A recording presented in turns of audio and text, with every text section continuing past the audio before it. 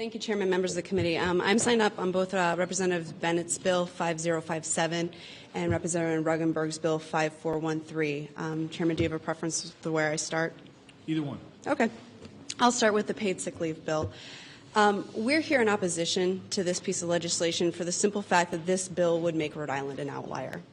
So there are currently 7 states, and then in addition, the District of Columbia, that have paid sick leave provisions in law. So those states are Connecticut, Massachusetts, Vermont, California, Oregon, D.C., Arizona, and Washington.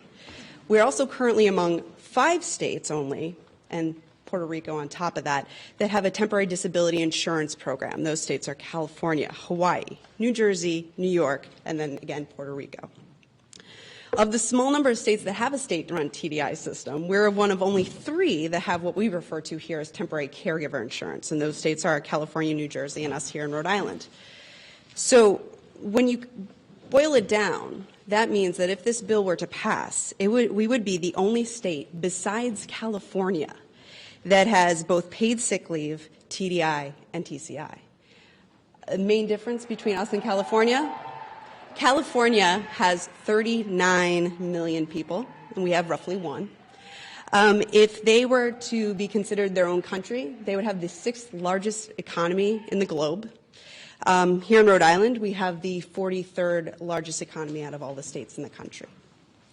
So as a result, we're significantly concerned that we will be creating a serious problem for our businesses and any businesses that we try to attract to our state, because we would be positioning ourselves as such an extreme outlier among all those states across the country. Furthermore, among those states that do have paid sick leave provisions, this bill would make us an outlier among those because this bill is far more onerous than other states. Many other states have carve-outs for small employers protecting those that only have several employees. Massachusetts, for those employers that have less than 11 employees, they are giving unpaid sick time instead of having the requirements here that the leave be paid. For Connecticut, there is an exemption for employers with less than 50 employees, and it's really for the service industry only. This would cover all employers. Even if an employer just had 1 employee, they would be required to give paid sick time. As you heard the sponsor state, there is a large group of people that you could take paid time off for. In fact, the language says any other individual related by blood or affinity whose close association with the employee is the equivalent of a family relationship. I like all of you very much, so if you are sick, let me know, and I'll be glad to take paid sick leave for you. Quite literally, there is no end point for who you could take paid sick leave for. It creates an unlimited situation in that regard. The accounting mechanism here is 1 hour for 30 hours worked, up to 56 hours per year. That would be among the most generous in the United States.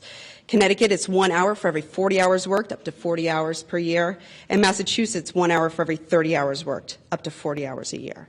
There's no consideration given to temporary employees, those seasonal employees that are hired for a period of less than 20 weeks per year, and nothing for part-time. I would argue that for all those classes of employees, this would simply be inappropriate and quite literally onerous on employers.